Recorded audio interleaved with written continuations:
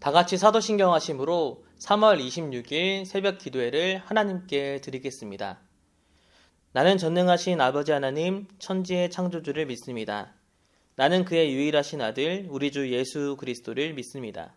그는 성령으로 잉태되어 동정녀 마리아에게서 나시고 본디오 빌라도에게 고난을 받아 십자가에 못 박혀 죽으시고 장사된 지 사흘 만에 죽은 자 가운데서 다시 살아나셨으며 하늘에 오르시어 전능하신 아버지 하나님 우편에 앉아 계시다가 거기로부터 살아있는 자와 죽은 자를 심판하러 오십니다.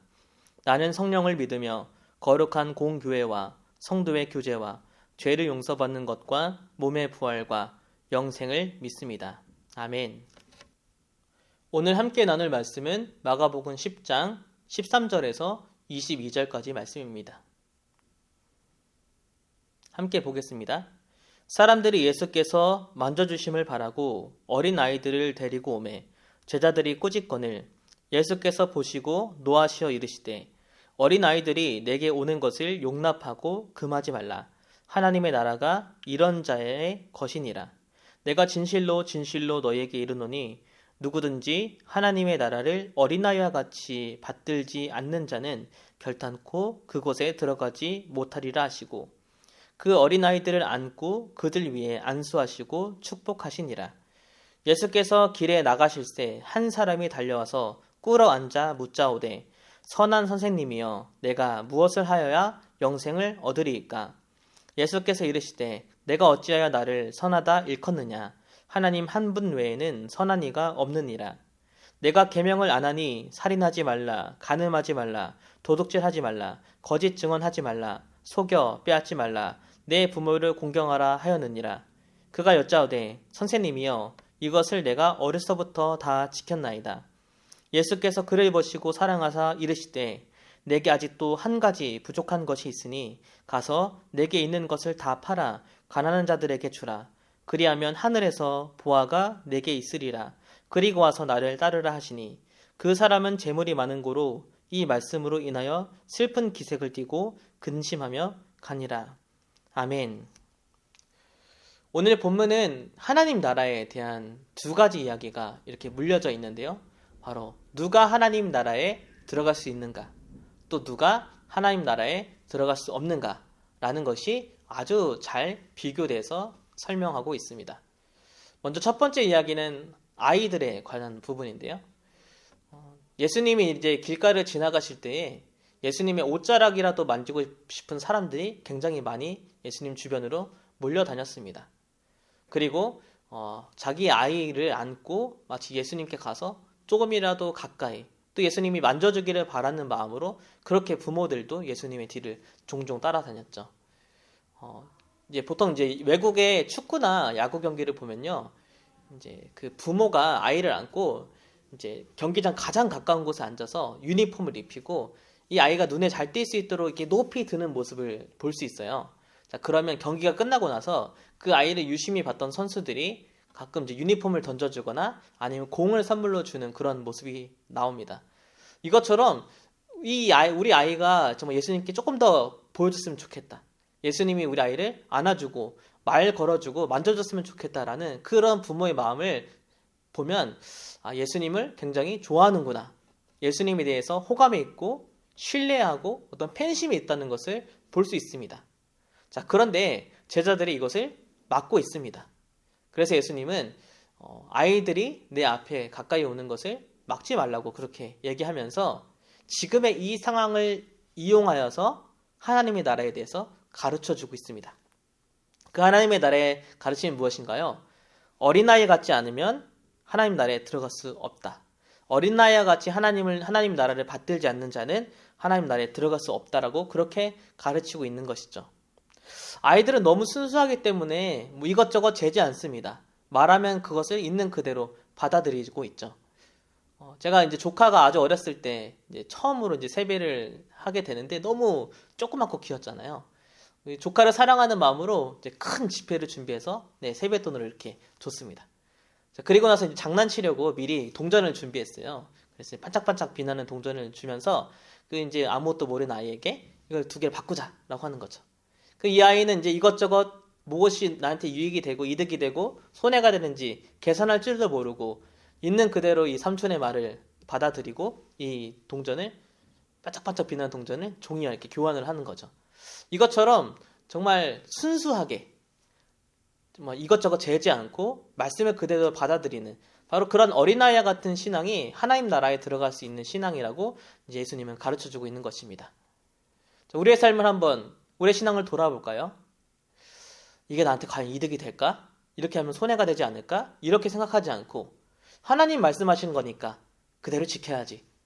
상황과 환경을 살피지 않고 하나님 말씀이라면 먼저 따르고 봐야지. 이렇게 마음먹는 순수한 신앙이 우리 안에 남아있는지 돌아보는 시간이 되었으면 좋겠습니다. 두 번째 이야기로 넘어가면 바로 한 사람이 나오는데요. 이 사람이 예수님께 나왔던 이유는 바로 어떻게 하면 영생을 받을 수 있을지 알고 싶어하는 그런 간절한 마음 때문에 예수님께 나오게 됩니다. 이 사람이 예수님을 부르는 호칭은 신약 성경에서도 굉장히 독특한 호칭인데요. 바로 선한 선생님 이렇게 예수님을 부르고 있습니다. 예수님은 다른 선생님, 즉 랍비들과는 좀 다르다라고 생각했던 것 같습니다. 다른 랍비들은 사람들에게 율법으로 아주 무거운 멍에를 지게 하지만 예수님은 그 율법의 참된 의미에 대해서 가르쳐주고 그래서 불필요하고 쓸데없는 멍에를 다 벗겨주시는 분 뿐만 아니라 하나님으로부터 받은 능력을 사용할 때에 오히려 가난한 자, 소외된 자들을 위해서 사용하시고 병든 자를 고치고 귀신 들린 자를 해방시키고 그리고 소외된 자에게 친구가 되어주는 그런 분, 선한 선생님이라고 그렇게 생각을 했던 것 같습니다. 하지만 이에 대해서 예수님은 아주 단호하게 말씀하시는데요. 하나님 한 분 외에는 선한 분이 없다. 선한 이가 없다. 그렇게 얘기합니다. 예수님은 하나님의 능력으로, 하나님의 마음으로, 그리고 하나님의 말씀으로만 사역하신 것이지 그 하나님 말씀, 하나님의 마음, 하나님의 능력이 아니라 사람에게 주목해서는 안 된다라고 그렇게 가르쳐 주시는 겁니다. 우리 또한 종종 어떤 선함의 기준을 사람에게 둘 때가 많습니다. 아, 저 사람은 정말 선한 사람이다. 저 사람은 법 없이도 살 사람이지. 아, 저 사람은 예수님을 믿지 않지만 교회는 다니지 않지만 참 선하다. 이렇게 선함의 기준을 사람에게 둘 때가 많아요. 하지만 우리도 정말 잘 알고 있잖아요. 우리가 아무리 행동을 선하게 하고 이것이 우리 안에 습관이 된다 하더라도 우리 안에는 불쑥불쑥 그렇죠. 악한 마음, 죄된 마음이 이렇게 올라올 수 있다는 것을 우리는 너무 잘 알고 있습니다. 그렇기 때문에 우리가 아무리 도덕적으로 선하고 착하게 산다 하더라도 우리는 언제나 하나님의 은혜가 필요한 죄인이라는 것을 우리는 알아야 하는 것이죠. 우리가 세상에서 다른 사람에게 참 선하다, 참 도덕적이다 이런 평가를 받는 데에만 만족해서는 안 됩니다. 우리의 내면을 살피면 우리도 아주 잘 알고 있잖아요. 우리는 죄성이 계속해서 불쑥불쑥 나온다는 것을요. 사람의 칭찬이나 사람들의 인정이 아니라 우리에게는 전적으로 늘 하나님의 은혜가 필요한 존재라는 것을 우리는 알아야 합니다. 예수님을 선하다고 고백하는 지금 이 사람도 자기 자신도 그에 못지 않다라고 생각하고 있는 것 같습니다. 다른 사람을 평가하는 기준도 그리고 자기 자신을 평가하는 기준도 오직 선함이었습니다. 아니 어쩌면 자신도 영생을 받을 만큼 하나님의 나라에 갈 만큼 잘 지키고 있고 선한 사람이라고 생각했을지도 모릅니다. 그래서 자기가 생각할 때 가장 선한 분한테 너도 참 선하구나 라고 인정을 받고 싶어 했던 것이죠. 하지만 예수님은 그 사람이 가장 약한 부분에 대해서 아주 잘 알고 계셨습니다. 예수님은 그 사람의 율법을 아주 잘 지키고 있다는 것을 알고 있었습니다. 10계명의 4계명부터 10계명에 해당되는 바로 살인하지 말라, 간음하지 말라, 도둑질하지 말라, 거짓 증언하지 말라, 그리고 내 부모를 공경해라.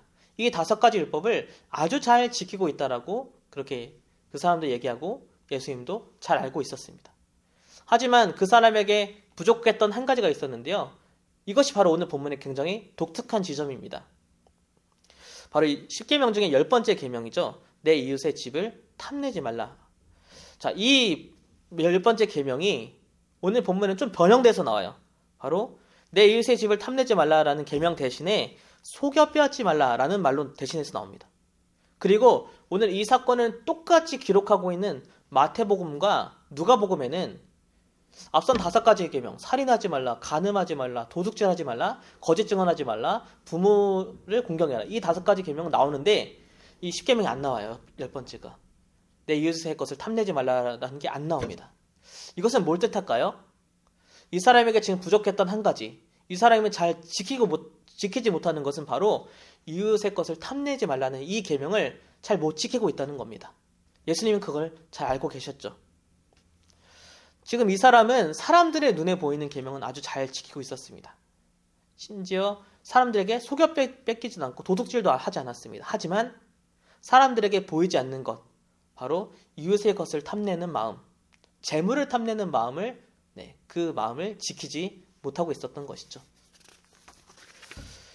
그 핵심을 꿰뚫어 보신 예수님은 그 재물을 가난한 자에게 다 나눠주고 너가 선하다고 생각하는 나를 따라올 수 있겠니? 그렇게 물어보는데 이 사람은 재물에 대한 탐심을 버리지 못했기 때문에 근심하다가 결국 예수님을 따르지 못하고 그대로 돌아가게 됩니다.